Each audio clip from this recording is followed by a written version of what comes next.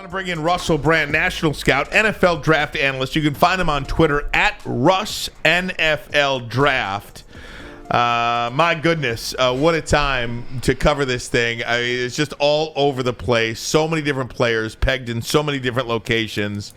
Free agency now has kind of come and gone with all the big names seemingly off the board. And there's a few out there still. Odell Beckham Jr., Russ, and Bobby Wagner.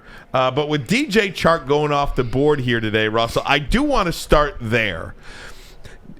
Would the Lions be intrigued now with Chark off the board to pick a wide receiver there? We have not seen a wide receiver really pegged to the Lions that early on. Is that an area of need? Is that now a question for the Lions at 18?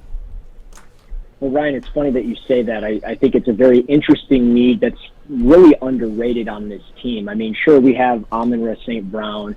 We have Jamison Williams, but we don't really know what he is. Josh Reynolds is maybe at best a low-end wide receiver 2 in the NFL, probably more of a wide receiver 3. And I think beyond that, the depth is very uncertain in this roster. So I think when you look at 18, you could potentially find a high-end player that could provide some impact in year one and many years moving forward. Well, I think it's a good wide receiver draft. I don't think it's a great wide receiver draft. But at 18, it's interesting because I don't think Jackson Smith and Jigba from Ohio State will be there. But would Quentin Johnston, as a true X-receiver, potentially the best X-receiver in this year's draft, would he be somebody that is intriguing enough at 18? I think he certainly would be because of the explosiveness that he has after the catch. He did only check into the combine at 6'2", but he is somebody that has a little bit of a bigger body. He is explosive. He posted a 41.5-inch vertical jump. My biggest downside to Quentin Johnston is that he does not play like a true alpha dog like we've seen in years past from Jamar Chase and T. Higgins and Mike Williams and some of these guys that we've seen over the years,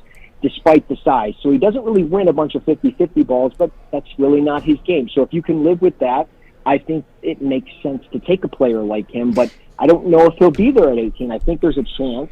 And if they don't go that route, I certainly think on day 2 or day 3 of the draft, they're going to look that route. Talking to Russell Brand. It's Russell Brown. And I do want to mention, too, congratulations on Fantasy Pros now as well. I want to make sure I get that in there. NFL Draft Analyst at Fantasy Pros. Russell, I think both guys will be gone. But if the Lions do have Jackson Smith and Jigba or Bijan Robinson available at 18, which direction do you think they'd go? Oh, man. Well, either of those guys or pass? I mean, don't get me wrong. I would love Bijan Robinson. I just don't realistically think it's the direction that they would go simply because of the addition of David Montgomery, unless they're going to, this upcoming season, during the season or during the summer, they're going to, grab the shopping cart, if you will, put DeAndre Swift out there and kind of shop around and see what they can find. I think it's very possible. Bijan, though, is very interesting to me. I think he's one of the 3 best players in the draft. Realistically, I don't think he's going to be there at 18. If they want him, they would have to take him at 6. You look at the Philadelphia Eagles at 10. I love the fit for Bijan there. We'll see if that ends up being the case. But if I had to pick, I would take Bijan just simply because of the upside that he provides as a running back. I get it.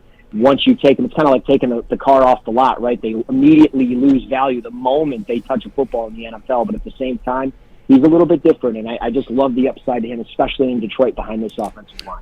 Russell, been a minute. What's going on, buddy? Hope all is well with you.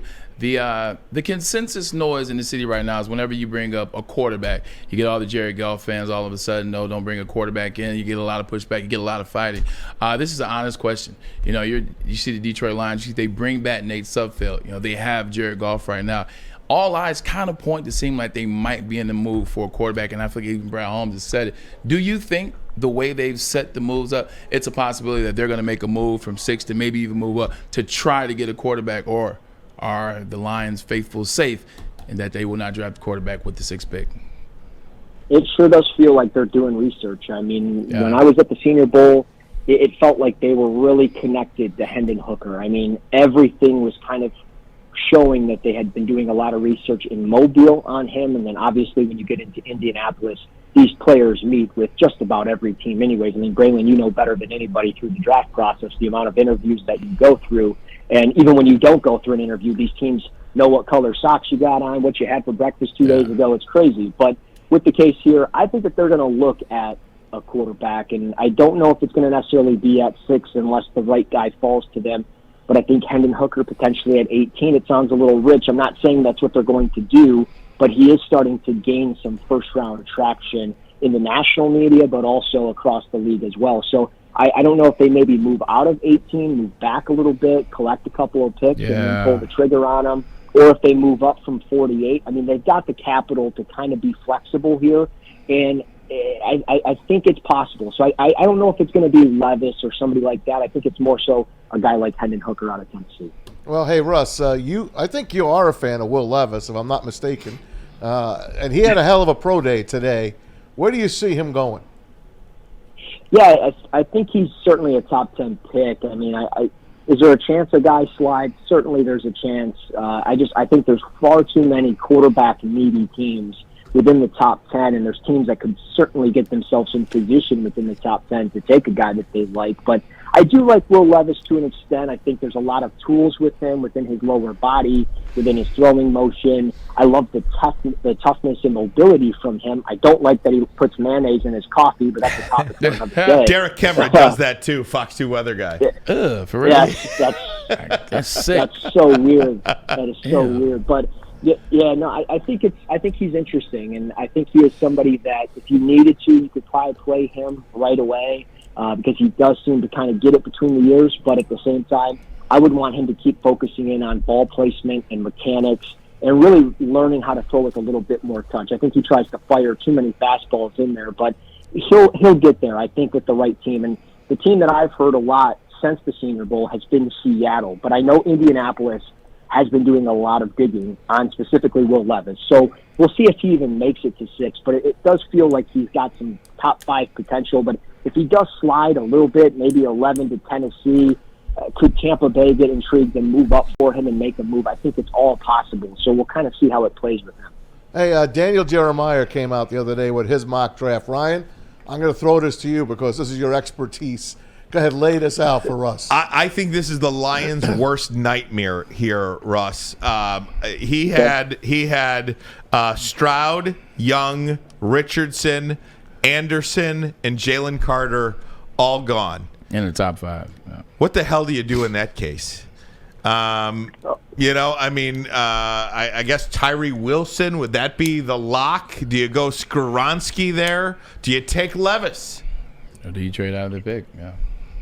I mean, I think trading out would obviously be the thing that everybody would love to do. But look, I'm fine with getting richer in a spot that really hasn't been that rich here in Detroit, and that's at the cornerback position. I know they brought in Emmanuel Mosley. I know they brought in Cam Sutton. I see Chauncey Gardner-Johnson on the roster, and I see Jeff Okudah, but that doesn't necessarily mean all these guys are going to translate to immediate success just because they had success elsewhere. Yeah. Emmanuel Mosley's on a 1-year prove-it deal coming off back-to-back injury season. Cam Sutton, it's essentially a 2-year deal because they can opt out. And when you look at it, Jeff Okudah, it was really uncertain how he ended the year. He had that Bears pick 6, but outside of that, there was a lot of uncertain moments. So I would take Christian Gonzalez out of Oregon. I think he's the best corner in the draft. Really fluid hips, somebody that can run vertically down the field. He's aggressive at the catch point. He punches through the hands of the receivers consistently. I love his skill set. And when you saw what he did at the Combine, as we already know, I think I've brought this up on this show or specifically maybe on the heavyweight show, but when I look at him, I mean, he's a prototypical CB1 in the NFL, but also his sister, Melissa, is married to David Blau. So, I mean, there's already some Lions connections from down the road anyway. So I think it's pretty interesting with him, and he's so talented, and I think he'd be a great fit here in Detroit. Hey, Russ, isn't it incumbent upon, and I guess this, I just feel like if Young, Stroud, and Richardson are gone, it's incumbent upon Brad Holmes to tell everybody that he's going to take Will Levis, even if he hates Will Levis, even if Will Levis is not even on his board. Don't you have to act like you're going to take him? And if the Raiders want to move up one spot or if Atlanta wants to jump up a couple of spots, Don't they have to convince the rest of the NFL that they're all in on Levis or Richardson? Well, absolutely, and I think that's part of this game. I mean, that's why I think we're all starting to kind of maybe buy into the fact that they could be looking at a QB and seriously looking because of the comments that he's made, but really their commitment or lack thereof of commitment to the position. So I think when you look at what they've done thus far, you can easily make the case that, hey, we could look at a quarterback, especially if you're outside looking in perspective, but they're pulling the opposite of what we've seen in years past with Bob Quinn and Matt Patricia. Everybody thought we were going to take Tua or Justin Herbert. We took Jeff Okudah, and they blatantly came out weeks before the draft and said, no, we're not taking a quarterback. We are set on a couple of different other guys, and we all thought potentially Derek Brown and then obviously Jeff Okudah, and ended up being Okudah. But the Lions learned, this organization now, this front office, this coaching staff has learned how to play poker, and they've got one of the best poker faces right now in the NFL with all the moves that they're making, the restructuring of contracts, the way they're clearing cap space. So I think they're in a very interesting spot. So, yeah, they could take a QB. And at the same time, I wouldn't be surprised if they didn't take a QB just because of how well they're convincing everybody that they are.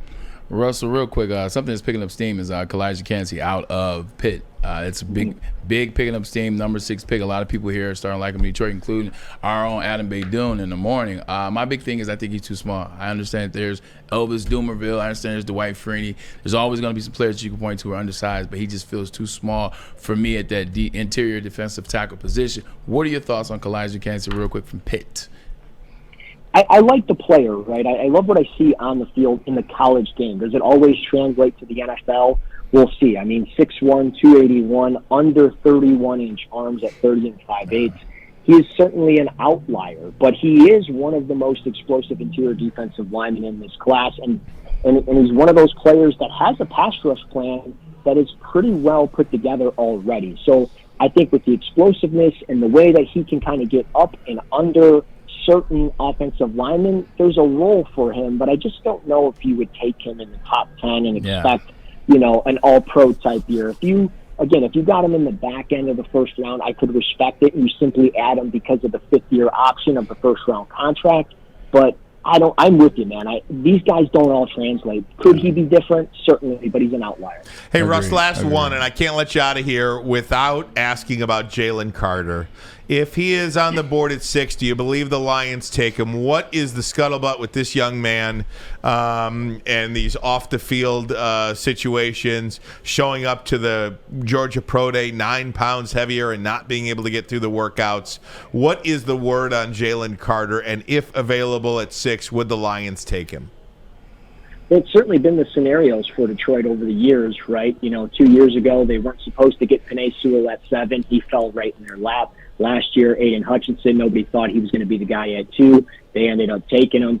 And it's one of those situations here. We might not think they're going to take Jalen Carter, but they could because they've gotten to know him. And football speaking, maybe he's just great on a chalkboard and he really loves the game. And just this is an unfortunate event that has, downward spiraled this offseason for him. But at the same time, you look at what they're looking for in players, and sure, during the season on the field, it's all there. He screams like a Detroit Lion type player, but with him at the pro day, it was very sluggish. Him hitting the bags, it wasn't there. The 9 pounds overweight, regardless of the things that we have going on in our personal life. I mean, as he continues to grow older, there's going to be things that happen in his personal life, and he's not going to always be committed to football during the off season. So what's he going to be doing during that time? And I just don't feel like Brad Holmes and Dan Campbell want to really commit to being a babysitter. So I could see them taking him, but at the same time, I don't know if that would really be the case.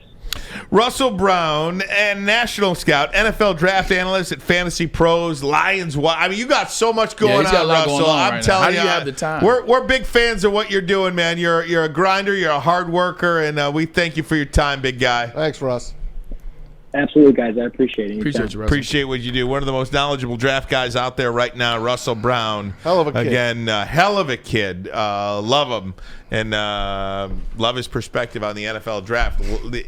Intriguing, though, Hendon Hooker. Two things came up. Now, Hendon Hooker is a guy that I've loved forever. He's moving on up. I do love him less.